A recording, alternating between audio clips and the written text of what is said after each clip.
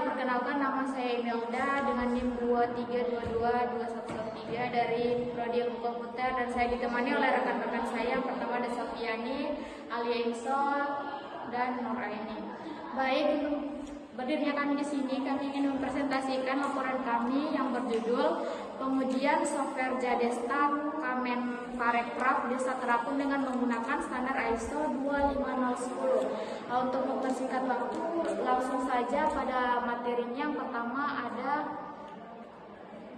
pendahuluan, di mana pendahuluan ini Desa Terapung adalah sebuah platform yang dikembangkan oleh Kementerian Pariwisata dan Ekonomi Kreatif atau Kemenparekraf untuk memperkenalkan dan mempromosikan destinasi wisata berbasis Desa Terapung di Indonesia.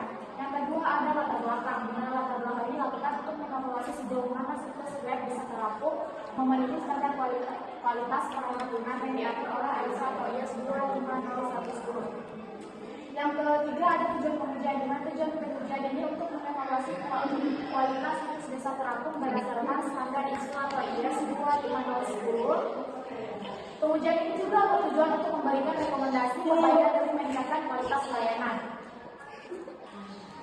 Di sini ada alat dan sumber pengujian. Yang pertama karakteristik, ada usability, functionality, efficiency, reliability, dan security. Alat dan sumbernya itu XML, Blackbox, GTmetrix, PHP, dan lain Awaza. Sumber referensinya bisa dilihat sendiri, ada ISO IAS 25010 yang 1994.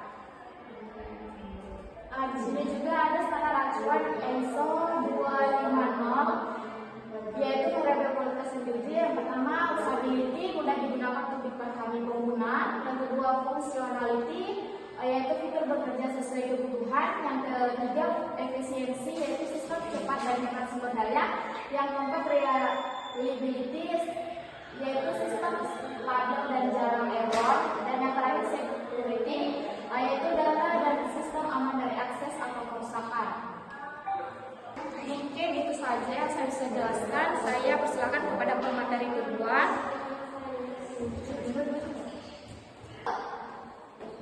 Baik, di sini saya akan menjelaskan usability atau penggunaan. Di sini ada dokumentasi responden. Di sini ada aturan perhitungan skor atau ada aturan perhitungan skor kuis. Ada skala, skor pertanyaan, skor rata-rata, interpretasi skor.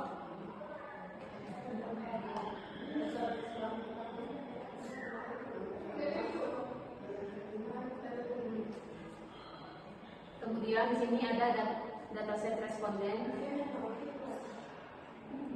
Nah, bisa dilihat di sini ada 20 data responden. Gitu. Kemudian ada rangkuman hasil dari rata-rata skor per pertanyaan.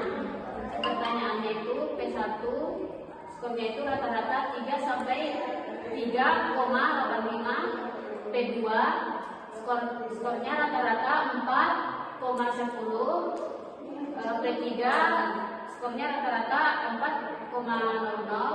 P4, skornya rata-rata 4,00 juga. Kemudian P5, skor rata-ratanya itu 4. Nah, di sini ada interpretasi singkat. P2, daya tarik wisata, memiliki skor paling tinggi 4,10. P1 masih sedang atau 3,85. Kemudian saya lihat manfaat ekonomi budaya juga tinggi. Yang ketiga ada kesimpulan. Kuis menunjukkan bahwa wisata Desa Terapung memiliki 2 tanggung jawab minat tinggi serta melihat manfaat budaya dan positif.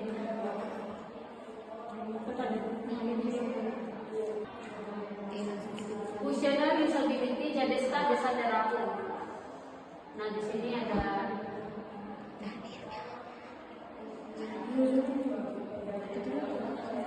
beberapa pertanyaan. Yang pertama kemudahan navigasi, yang kedua kemudahan mempelajari atau learnability, yang ketiga konsistensi tampilan, keempat, keterbacaan informasi. Yang kelima, user feedback atau error message. Sekian dari saya kembalikan kepada moderator. Mungkin itu tadi penjelasan dari usability. Selanjutnya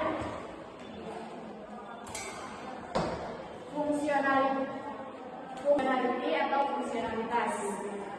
Di sini bisa dilihat ada pengertian fungsionalitas, yaitu diuji dengan menggunakan black box testing. Yang pertama yaitu fitur yang diuji, akses halaman beranda, deskripsi strategi, penggunaan pengumuman situs, dilihat sendiri.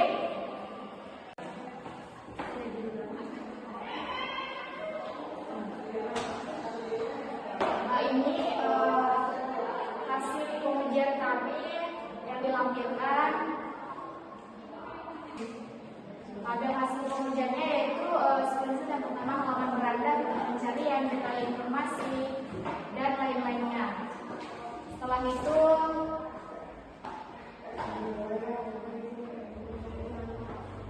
kesimpulan akhir secara keseluruhan website dasar terapung itu dinyatakan lulus berdasarkan hasil pengujian dari black box testing tersebut. Mungkin itu saja.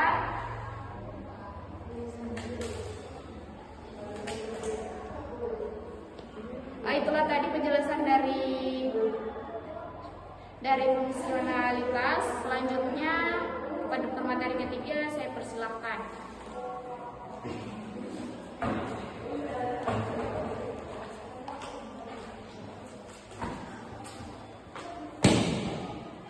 Baik, terima kasih kepada moderator.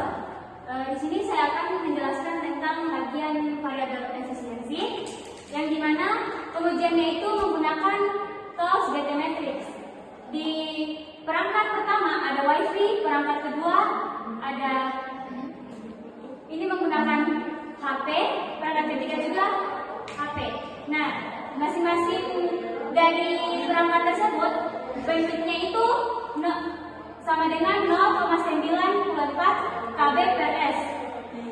Terus perangkat kedua bandwidth-nya 21,7 kbps.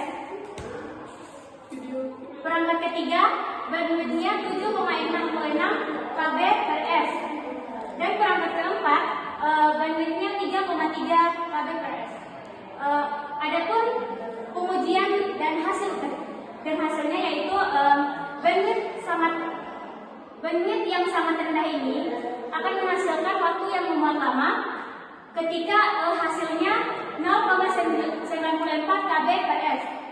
Kemudian performance 65 dan struktur 82% dengan total blocking time bandwidth-nya itu 21,7 kbps. Kemudian performance 65% dan struktur 82 dan dengan waktu muat 2,1 detik. Ini akan ada hasil 7,66 kbps. Nah, perangkat 2 dan 3 memiliki skor performa 65% dan struktur 82% yang identik, yang menunjukkan konsistensi dalam optimasi halaman meskipun perbedaan bandwidth-nya signifikan. Pengujian ini mengilustrasi bahan bandwidth adalah salah satu faktor utama yang mempengaruhi waktu muat dan pengalaman pengguna. Mungkin hanya itu yang bisa saya paparkan. Saya kembalikan kepada moderator.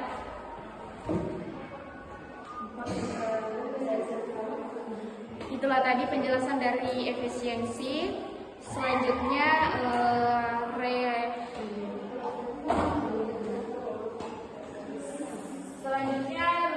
reliability atau keandalan. Di sini saya menguji menggunakan WAPT. Mungkin bisa dilihat hasil dari pengujiannya ini, bisa dilihat sendiri hasilnya. Selanjutnya laporan hasil uji kinerja situs web, skenario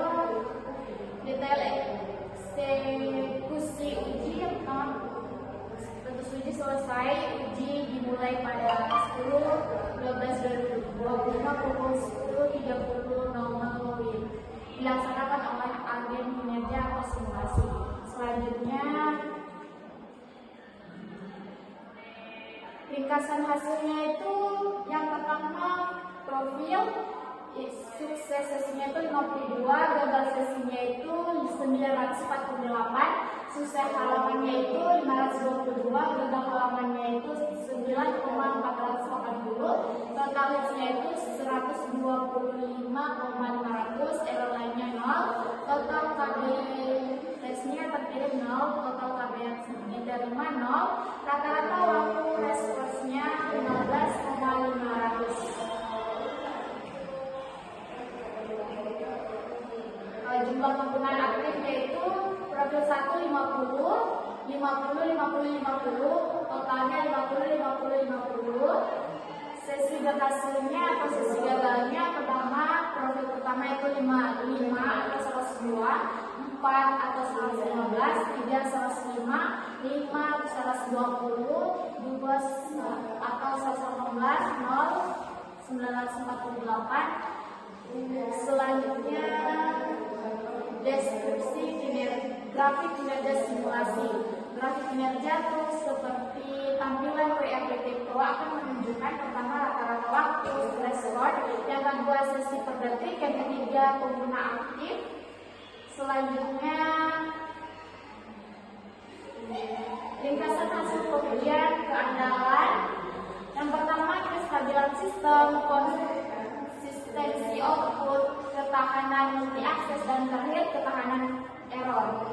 Ringkasan singkatnya yaitu efisiensi cukup baik pada beban rendah, namun performa menurun drastis ketika beban meningkat di atas 40 pengguna aktif.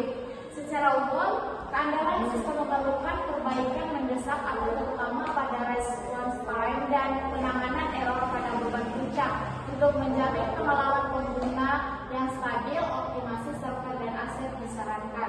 Mungkin itu saja saya berikan kepada moderator. Oke, itulah tadi penjelasan dari reliability. Selanjutnya saya persilahkan kepada pemateri keempat untuk mempresentasikannya. Baik, terima kasih kepada moderator. Saya sini menjelaskan tentang security, yang dimana security itu adalah keamanan. Berikut adalah lampiran gambar penelitian menggunakan OWASP. Bisa kita lihat di depan ini.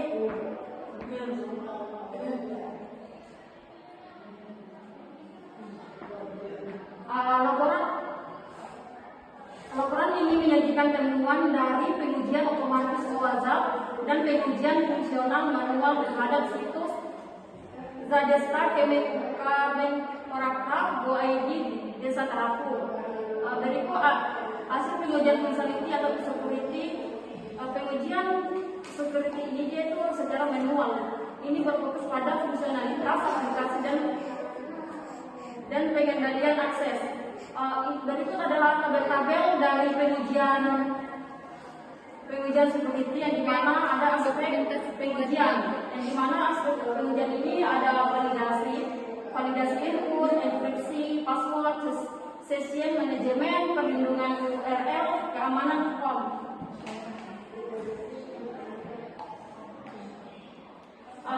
Berikut ada ringkasan fungsional atau keamanan, di mana keamanan dasar sudah diterapkan tetapi masih terdapat celah signifikan pada validasi input. Di kontensi SQL injection dan yang paling kritis akses halaman admin yang dapat di bypass tanpa login. Itu saja yang bisa saya sampaikan. Saya kembalikan. Laporan ini menyajikan temuan dari pengujian otomatis OWASP dan pengujian fungsional manual terhadap situs Zadestar Kemenkorakta Go.id Desa Terapu. Berikut hasil pengujian functionality atau security.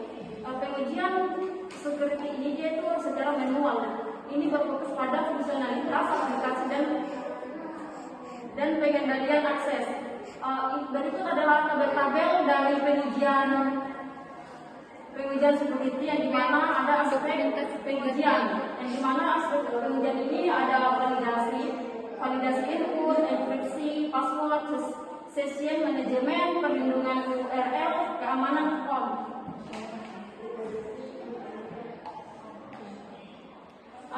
Berikut ada ringkasan fungsional atau keamanan, di mana keamanan dasar sudah diterapkan tetapi masih terdapat celah signifikan pada validasi input, di potensi SQL injection dan yang paling kritis akses halaman admin yang dapat di bypass tanpa login. Itu saja yang bisa saya sampaikan. Saya kembalikan ke moderator. Itulah tadi penjelasan dari security. Langsung saja pada kesimpulan umumnya, yaitu